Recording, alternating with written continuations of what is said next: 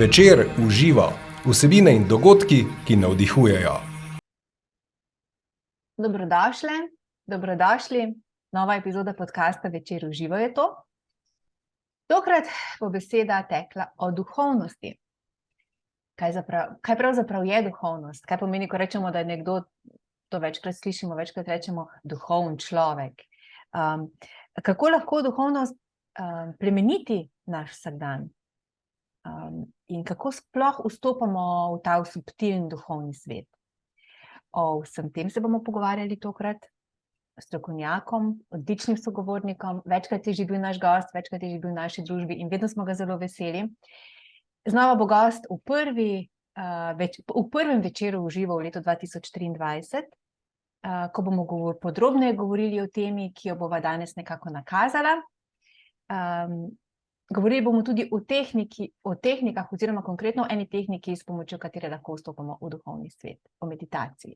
Zelo sem vesela, ker je z nami tokrat znova učitelj joge, meditacije, čuječnosti in ostalih sprostitvenih tehnik, neutruden in navdihujoč raziskovalec in znanstvenik. Dobrodošel, profesor dr. Dejan Dinevski. Dober dan. Hvala za prijazno napoved, Maja. Tudi jaz se veselim tega pogovora najnega. Tako, najnega pogovora in najnega srečanja, kot sem rekla, 26. januarja v Mariboru. Z vami vedno nekako začenjamo leto z vašimi dogodki, večkrat se je že to zgodilo, ne? To mi je v čast. Ja. Tako, mi smo pa tudi zelo veseli, da lahko s takimi temami odpremo in podpremo novo leto. Kako ste? Pa hvala, v redu. Se veselim tega. Sicer sem hvaležen, da življenje teče brez velikih pretresov, ampak trenutno se veselim tega najnega. Ta tema mi je blizu, o njej rad govorim, jo živim, tako da se veselim najnega pogovora. Tako, no to ste lepo rekli, jo živite. Se drugače ne gre, ne? Pa daj vas zdaj povedati, gospod Dinevski, pojasniti, kaj je torej duhovnost, zakaj gre pri tem, kako jo vi razumete, interpretirate, kako jo živite, ne nazadnje? Ja, duhovnost je malo izmuzljiva stvar, zato ker jo ljudje razumejo različno. Ja. V bistvu pa ni to kakšna posebna skrivnost, je nekaj temeljnega. Pa začnimo takole, ne, recimo. Znanost in duhovnost in naše raziskovanje izhaja iz našega temeljnega stremljenja po znanju, po vedenju, ker smo radovedni. Znanost odkriva materialno, duhovnost pa, z duhovnostjo pa iščemo presežno, iščemo neki globlji smisel življenja. To, kar nam tehnologija in znanost nam na ta vprašanje ne moreta odgovoriti. Mi iščemo neko globljo povezanost z univerzumom in dejansko smo povezani z univerzumom, samo moramo jo najti. Zdaj, za verne ljudi, recimo, je duhovnost povezana z religijo. Jaz, za večino ljudi pa mislim, da ni povezana, tudi jaz spadam med te. Po moje gre za eno individualno, notranje iskanje, za vzpostavitev stika samim seboj, stik s svojim jazom, doživetje globokega notranjega miru. In dejansko v svetu narašča število ljudi, ki se imajo za duhovne, pa se nimajo za religiozne. Tako da to nekako potrjuje ta moj zorni kot. Zdaj, duhovnost je tkana, močno tkana v samo bistvo človeka. Bi rekel, da je naša osnovna potreba. Ker to, kar nas presega, je pravzaprav, mi imamo ves čas pred seboj stik s tem, kar nas presega. Na vse zadnje nas presega narava, presega nas življenje, zato ker ga ne moremo imeti pod kontrolo, ker ga ne moremo nadvladati, moramo se mu prilagoditi zakonom življenja in to nas presega. Zdaj, kako s tem živeti? To je duhovnost. Zelo dobro. In hkrati ste zelo fajn dali iztočnico, rekli ste, nas presega, hkrati je ves čas tukaj, brez tega ne moramo dejansko živeti. Ne? Pa me zanima, čeprav je ves čas tukaj, mi tega nekako ne dojamemo, kako pa vstopamo v ta svet duhovnosti? Več je metod, ne? načinov. Kako Ja. vzpostavljamo stik? Ja, kako spostavimo stik? Ja. Zdaj, človek je v zgodovini od nekdaj čutil to potrebo, to se kaže iz naše tradicije, kulturne tradicije.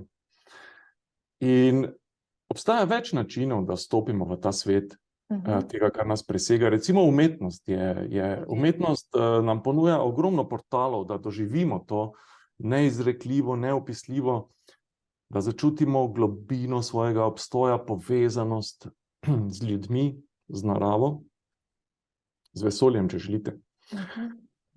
Zdaj, meni najbližji način je meditacija. Meditacija ponuja eno tak tlakovano pot do tega stanja, do svojega notranjega sveta. Meditacija, zdaj pa kaj je meditacija, kako pridemo do tega? Ne? To ste vprašali. Ne? Točno to. Ja. Zdaj, meditacija bi lahko rekli, da je stanje nekega notranjega zrenja, v katerem umirimo zavest pa ostane pozorna in odprta. Okay. In skozi to pridemo v stik samim seboj. Lahko rečemo, pridemo v neko notranje ravnovesje. Če beremo znanstvene članke, tam piše, da je meditacija stanje globokega počitka, pri tem pa ostajamo budni in pozorni. Dejansko v meditaciji gremo korak nazaj v svoji zavesti. Namesto da bi bili tisti, ki deluje, postanemo opazovalci. Postanemo priče. Priče prisotne v sedanjem trenutku in opazujemo, kaj se dogaja. Opazujemo lahko, kaj se dogaja okrog nas, še bolj pa, kar se dogaja v nas. Recimo, kako deluje naš kako deluje naša zavest. Zdaj, zavest je pa nekaj najbolj čudežnega. Točno to. In to je domena duhovnega. Nikomur ni jasno, kako zavest deluje in ne moremo pojasniti, kako deluje. Zato lahko samo vstopimo v stik s svojo zavestjo, se z njo zlijemo in odkrivamo ta čudež. Zdaj vprašali ste tudi po dimenziji. V zavesti se nam odpre neka nova dimenzija. Dimenzija spoznavanja sebe, spoznavanja življenja. In to je po moje ta duhovna dimenzija zavesti. Tako bi rekel, da v meditaciji iz tega modusa razmišljanja, v katerem smo mi večinoma v svoji zavesti, vstopamo v modus bivanja, prisotnosti v sedanjem trenutku, da smo priča svoje zavesti. Tak nekako. Ja, dobro ste tudi za ta dva koncepta, kako ne rečem, dva pola, ali nista pola, se pravi razmišljanja in bivanja, se pravi, da umirimo misli, ste rekli med meditacijo, in večina ljudi ima ravno običaj, oziroma nadzorujemo misli, ima največ težav ravno s tem. Ne? Ja, to je največja težava med meditacijo. Ja, tako, to se pa ne bo dalo. Kaj med meditacijo narediti, da ne bi izgledalo samo, da zapremo oči, in pač razmišljamo naprej. Časom meditacije se moramo malo umakniti od zunanjega sveta. Od vtisov, od konstantnega razmišljanja v neko poglobljeno in čuteče opazovanje. Zdaj, običajno to naredimo tako, da opazujemo svoje telo, ampak na način, da ga čutimo. Ne da razmišljamo o njem, ne da si ga predstavljamo, ampak da ga čutimo. In potem, ko stopimo v stik z čutili, gremo globje, pa recimo opazujemo dihanje. Z dihanjem pridemo v stik z tokom energije, ki se v nas dogaja ves čas. In ko to radovedno opazujemo, se počasi misli umirjajo. Misli se umirjajo in ko se umirjajo, lahko spostavimo neko distanco. Da postanemo ne tisti, ki misli, ampak opazovalec svojih misli. In če nam to uspe, se zgodi nek preskok. Nek preskok zavesti. Mi postanemo prisotni v sedanjem trenutku. In ta preskok ljudje nekako jim klikne, takrat so se naučili meditacije. In to ljudje pri sebi opazijo. Zdaj pri mislih pa je zelo problematično to, da se mi s svojimi mislimi identificiramo. Ja, seveda. Večinoma smo identificirani. Mislimo, da to, kar mislimo, to smo mi. da bi se postali opazovalci svojih misli, moramo narediti nekaj drugega. Moramo najprej podvomiti svoje misli. Ja. To je meni tako všeč ena knjiga, predvsem naslov knjige enega ameriškega psihologa Thomasa Kide, ko je napisal knjigo Ne verjemi vsemu, kar misliš. Ja. In če ne verjamem vsemu, kar mislim, to pomeni, da obstaja nekaj drugega, nekdo, ki verjame ali ne verjame. Ne? Torej tistemu razmišljevalcu. Zdaj, mi se moramo osvoboditi te navezanosti, da vedno sledimo svojim mislim. No in to je ta temeljna stvar meditacije. To nas mora nekdo naučiti, kako priti v to, da gremo v svoj zavesti korak višji ali pa globje, kako želite, in postanemo priča svojih mislih, opazujemo, kot da se dogajajo izven nas. In bolj dejansko ugotovimo, da se res dogajajo. Da jih ne generiramo mi, ampak da se generirajo same od sebe, iz nekega podzavednega sveta.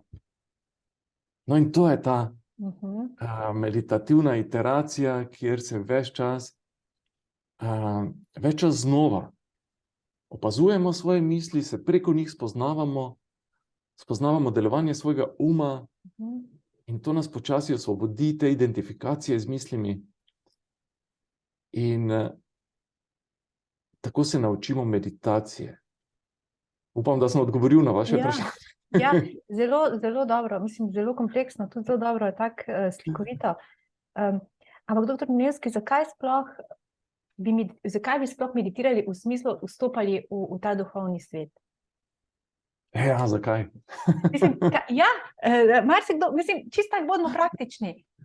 Kaj imam jaz od tega, oziroma nekdo, ki meditira, kaj ima od tega v realnem življenju, oziroma vsakdanu? Rekla sem, da verjetno nekako ga oplemeniti, ne?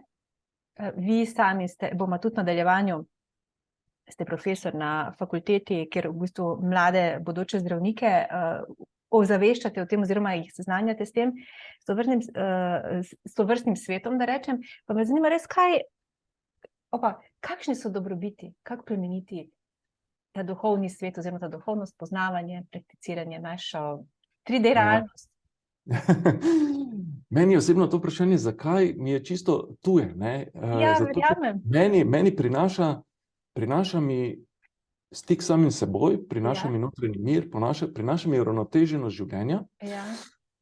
Dejansko pa lahko rečemo takole, jaz se ukvarjam, tako ste rekli, tudi z raziskavami na področju meditacije, tudi objavljam raziskovalne članke, izvajam raziskave, trenutno sodelujem pri enem doktoratu na medicinski fakulteti v Mariboru, kjer bo zdravnik doktoriral iz vpliva meditacije, konkretno na harmoniziranje avtonomnega živčnega sistema nosečnice. To je tak naslov doktorata. Drugače pa predavam o tem na Medicinski univerzi v Gradcu. Tam so me povabili, zdaj že nekaj let predavam študentom medicine. V študiju medicine v Gradcu so malo bolj odprti kot v Sloveniji. V Sloveniji to še prihaja.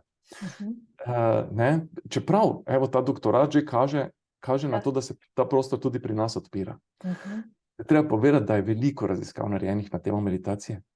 Na temo joge, meditacije in čuječnosti je narejenih ogromno raziskav in potrjujejo, kaj potrjujejo? Da meditacija nedvomno aktivno sprosti človeka. Dosežemo sprostitven odziv, to je nekaj, kar je znano že iz 50 let. Sprostitven odziv, to pomeni, da se upočasni frekvenca bitja srca, zmanjša se pritisk, zmanjša se frekvenca dihanja, metabolizem se upočasni.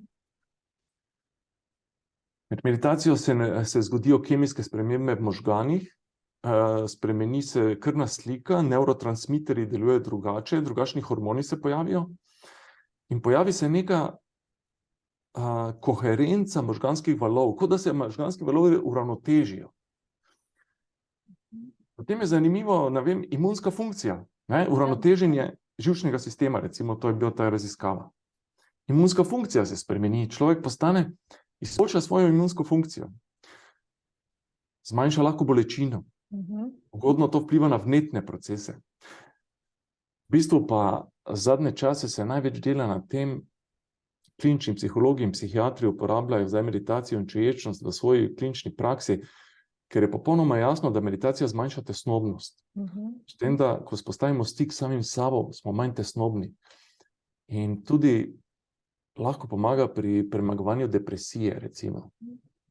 Tako da, zdaj sem kar nekaj naštel, tako da meditacija zviša kakovost življenja. Poleg tega, da nas nekako uravnoteži, nam vse splošno zviša kakovost življenja. Ja. Krasno. Zelo dobro je slišati, da se že tudi, se pravi, ta sodobna znanost dokazuje oziroma sprejema, ne, te blagodejne učinke. Ja, znanost to sprejema in to že kar dolgo. Ne? Recimo tam od 80-ih let naprej, zdaj je pa poplava znanstvenih člankov v zadnjih 10 letih. Pa nedvomno. Zdaj pa ni pa to medicina, to tudi na medicinski univerzi, kjer predavam, ne? Jasno povem. Meditacija ni zdravilo, recimo, ne? In tudi neke duhovne tehnike včasih kdo promovira kot tehnike zdravljenja, kot terapijo. V bistvu to ni to. To je domena medicine. Medtem ko mi z temi tehnikami joge, meditacije, čuječnosti lahko pa ogromno naredimo na preventivi, da sploh ne zbolimo, ali pa kot neka podporna terapija, da če smo že v nekem procesu zdravljenja, nam to zelo pomaga, da se znamo uravnotežiti, umiriti, da znamo nekako podpreti svoje telo in svojega duha v tem procesu zdravljenja. Tako. Zdaj pa sama prakticiranje meditacije, ne, v bistvu treba imeti, ne zdaj recimo samo uro na dan ali pa ne vem, 15-20 minut, nekako to je treba in pa recimo živeti naprej stresno, pa tiste 20 minut biti usklajen s seboj, tako ste rekli, v nekem sozvočju, pol pa čez dan pa ne, padi spet neke stare momente. To ti mora ratati način življenja, ne? Ja, način življenja lahko postane tistim, ki pravzaprav sami izkusijo dobrobiti, ne? Ker potem so sami motivirani in sami vidijo, kar jim prinaša. Te meditacije se treba naučiti. Naučiti od nekoga, ki je izkušen, ki to pozna, ki je to izkusil na sebi. Zdaj, če pa gledate vi YouTube, splet, imate stotine šol. Zdaj, sam sem meditacijo poučujem meditacijo zadnjih 32 let. Večino tega časa na društvu Joga v vsakdanjem življenju kot neko jogijsko meditacijo, samoanalize, ampak sem ugotovil, da ta jogijski pristop ni za vsakega. Da mora človek res biti malo odprt do te vzhodne kulture. In zdaj zadnjih par let poučujem meditacijo čuječnosti. Delam tečaje meditacije čuječnosti, ti ljudje, ki so hodili k meni, so nekako me prosili, da naredim tečaj čuječnosti, in potem sem ugotovil, da v tem kontekstu čuječnosti lahko zahodnemu človeku nekako na drugačen način predstavim meditacijo. Ključno pa je, ni ključno, katera tehnika meditacije, ker vse izvirajo, dejansko pa vse izvirajo iz te starodavne vzhodne kulture, vzhodne šole. Temeljno delo meditacije so joga sutre zapisano pred našim štetjem. In iz tega izhajajo vse šole meditacije. Ključno s čuječnostjo, ki je neka moderna tehnika, ki se je pojavila v 70-ih letih. Ključno ni katera tehnika. Ključno je, da se učite od nekoga, ki ima globoke meditativne izkušnje. Zato, ker tak človek pozna vse tiste ovire, ki se pojavijo, ko mi poskušamo vstopiti v notranji svet. Namreč pojavi se kar nekaj ovir. Glavno oviro smo omenili, to so kaj narediti s svojimi mislimi, to je glavna ovira. Ampak potem se pojavi še veliko podvprašanj na to temo. Kako obravnavati svoje čustva?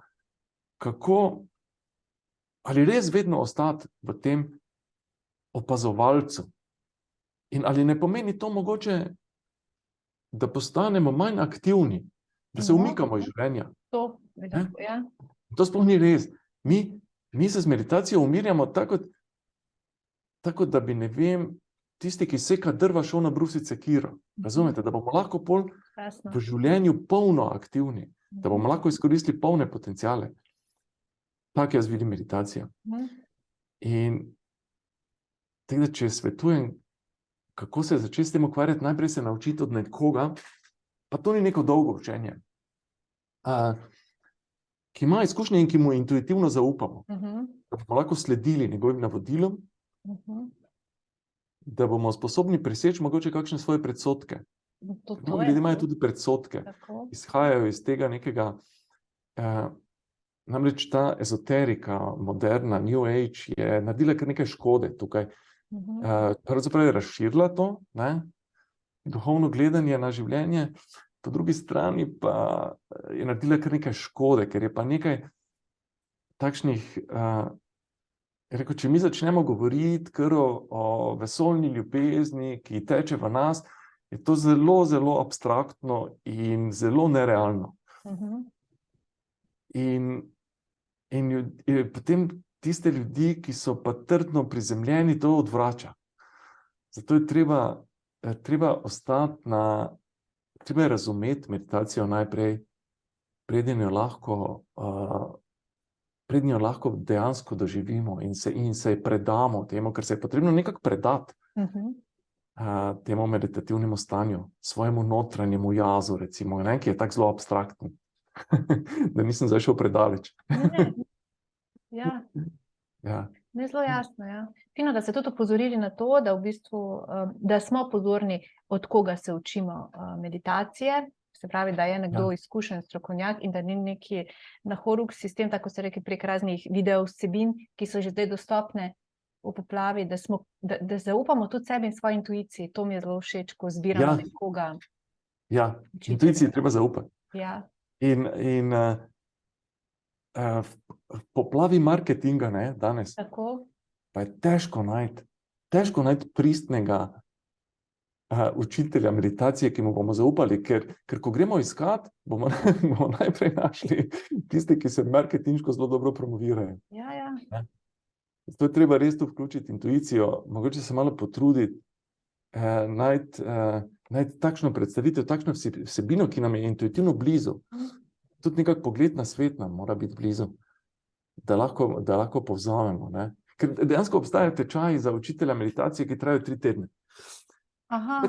Takšen učitelj ne more učiti meditacije. Mora imeti res neko globoko, dolgoletno izkušnjo. In potem lahko, ne, na začetku je bilo vaše vprašanje, zdaj smo malo šla v drugo smer tudi, kaj to živeti, ne, ali ko začnemo redno meditirati, to je takrat, ko dejansko sami na sebi ugotovimo, ne, kaj nam prinaša, takrat smo sami motivirani. In ko to začnemo delati, se začne naše življenje tudi spreminjati. Tako. Ne, sicer v enem tednu se ne bo spremenilo, ne, ampak se spreminja počasi, korak za korakom. In začnemo, ne vem, taka ena ključna stvar pri človeku, ki izpostavlja stik s samim seboj, je, da se mu razvija empatija, čutenje sebe in s tem tudi čutenje drugih.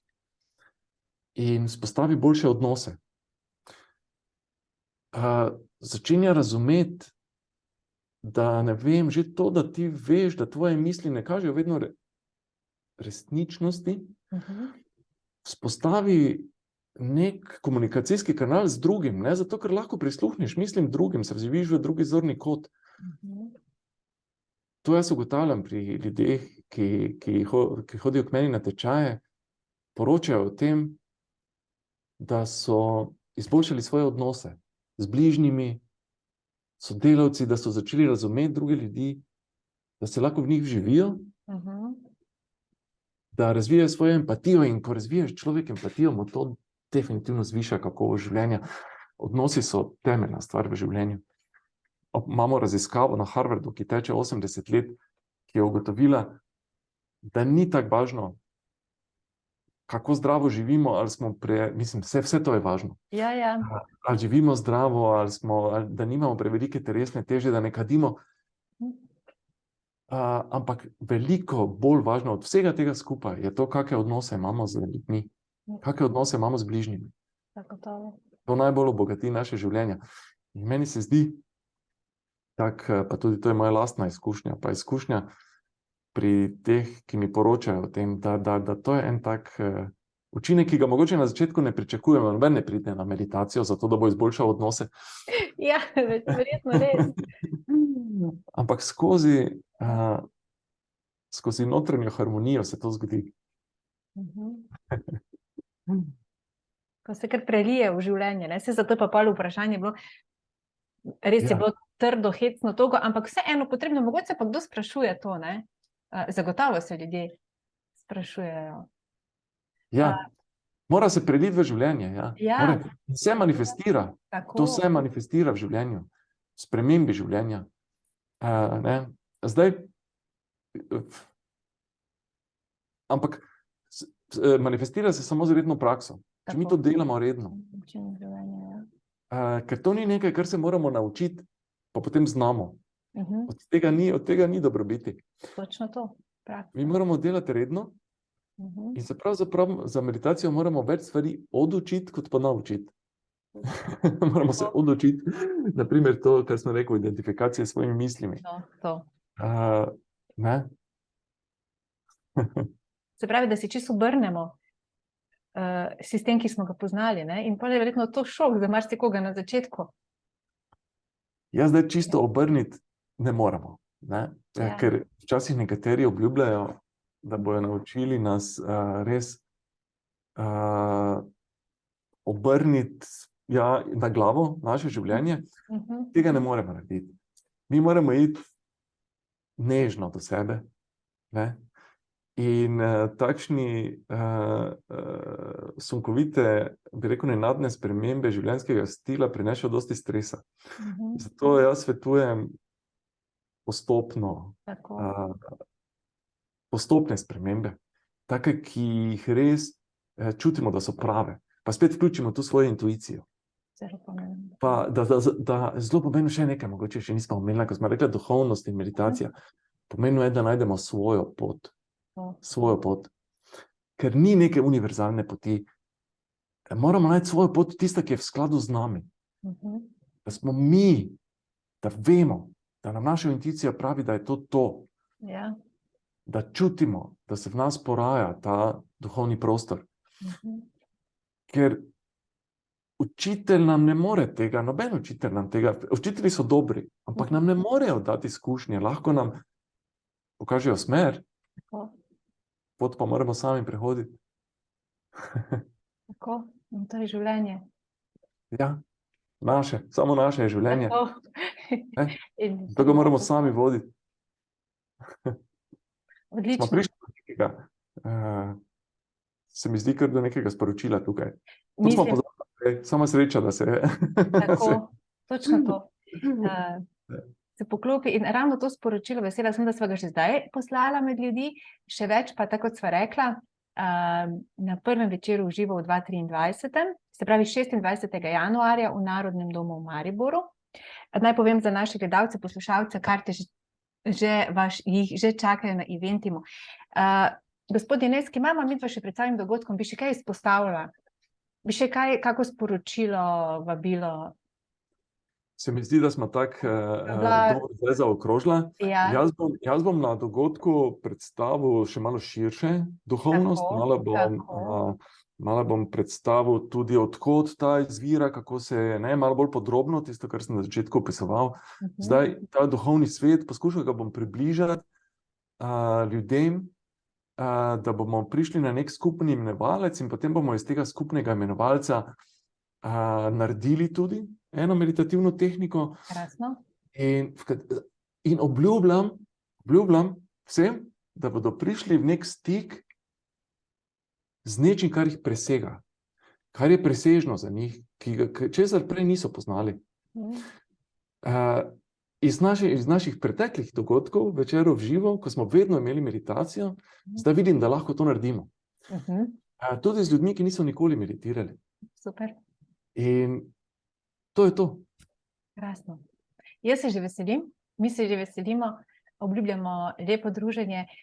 Hvala še enkrat, dr. Dejan Dinevski, za ta pogovor, za vsa srečanja v preteklosti, za vse dragocene informacije, za vso znanje, ki ga predajate. Se veselim januarja. Želim vam vse dobro. In evo. Hvala vam za povabilo. Mi je veselje in tudi jaz se veselim dogodka v januarju. Tako, hvala. Bodite dobro. Vi tudi. Srečno. Adijo, Maja, nasvidenje. Ja.